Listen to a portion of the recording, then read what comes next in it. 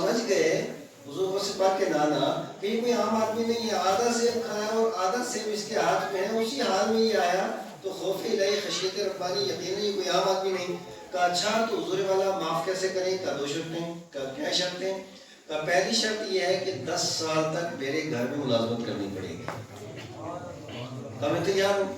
کہا دوسری شرط؟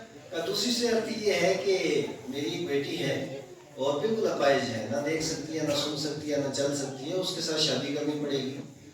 حضرت ابو صالح موسیٰ جنگی دوست رحمہ اللہ نے کہا حضور والا یہ دونوں شرطیں منظور ہیں لیکن میری غلطی آپ معاف کر دیں۔ آپ اندازہ لگائیں کیا دنیا میں کوئی ایسا آدمی ہے کہ اتنی سی غلطی کی بنیاد پہ، وہ بھی دانستہ نہیں، جان بوجھ کے نہیں، وہ بھی غیر دانستہ طور پہ ہیں، کوئی اتنا بڑا قدم اٹھائے گا اور اتنی خدمت کے لیے اور 10 سال زندگی کے دینے کے لیے تیار ہوگا اور پھر ایسی لڑکی کے ساتھ نکاح کرنے کے لیے تیار ہوگا کہ جو اس کنڈیشن اور اس کیفیت کی ہو۔ حضرات گرامی حضور غوث پاک رضی اللہ تعالیٰ عنہ وہ بھی دیکھنا چاہ رہے تھے 10 سال کے لیے، کیوں کہ میں ان کے صبح و شام دیکھوں، لیل و نہار دیکھوں، ان کا طور طریقہ دیکھوں، یہ کیسا ہے، سسٹم کیا ہے، سلسلہ کیا ہے۔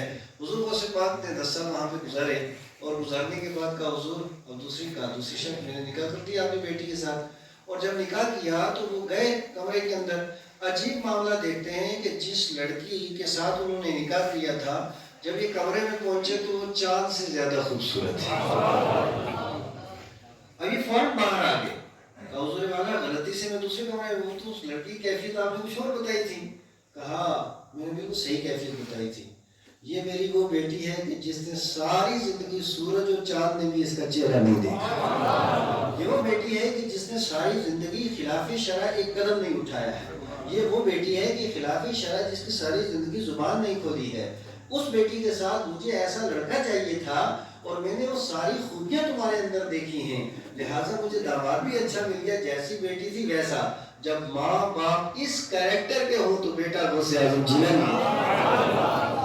جب ماں باپ اس کردار کے ہوں کہ ایک سیب کے لیے 10 سال کی مزدوری کرنے کے لیے تیار، ایک سیب کے لیے اپاہج لڑکی کے ساتھ نکاح کرنے کے لیے تیار، اور لڑکی ایسی ہو کہ سورج و چاند نے بھی جس کا چہرہ نہ دیکھا ہو، خلاف شرع ایک جملہ جس نے ساری زندگی نہ کیا ہو، اور خلاف شرع ایک قدم جو گھر سے باہر نہ نکلی ہو، اور خلاف شرع کچھ بھی زندگی میں نہ کیا ہو، اس معیار کی جب ماں ہوگی اور اس معیار کا جب باپ ہوگا تو پھر بیٹا سارے ولیوں کا سردار۔ اور ہمارے یہاں کیا ہے؟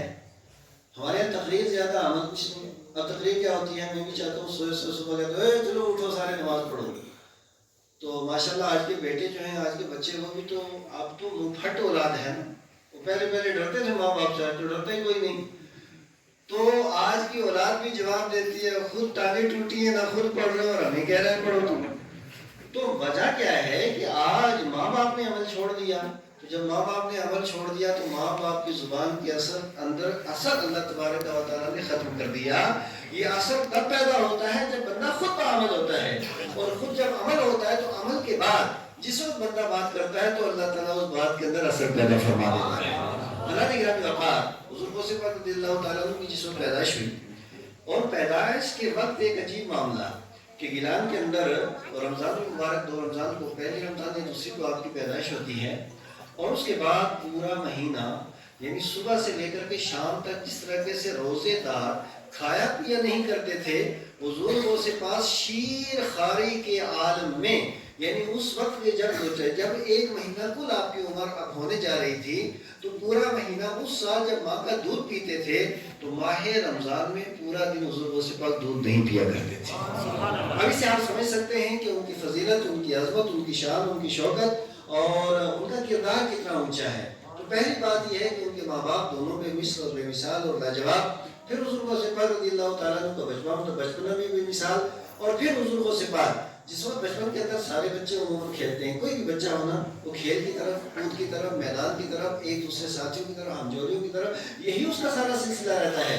لیکن حضور غوث پاک رضی اللہ تعالیٰ عنہ خود بیان فرماتے ہیں کہ میرا اگر تھوڑا بہت کبھی ارادہ بھی بنا کہ بچوں کے ساتھ کھیل لوں تو فوراً فرشتے سامنے آتے تھے اور کہتے تھے تو اس کام کے لیے نہیں، تجھے تو اللہ ولیوں کا سردار بنانے والا ہے۔ اور اس کے بعد جب یہ مکتب کے اندر 4 سال کی عمر میں جب یہ مکتب کے اندر تشریف لے جاتے تھے اور جب مکتب کے اندر بچے اس طرح پڑھتے تھے نا، اور مکتب کے اندر بچے جو پڑھتے ہیں، اللہ تبارک و تعالیٰ کی خصوصی رحمت ان بچوں کے اوپر ہوتی ہے.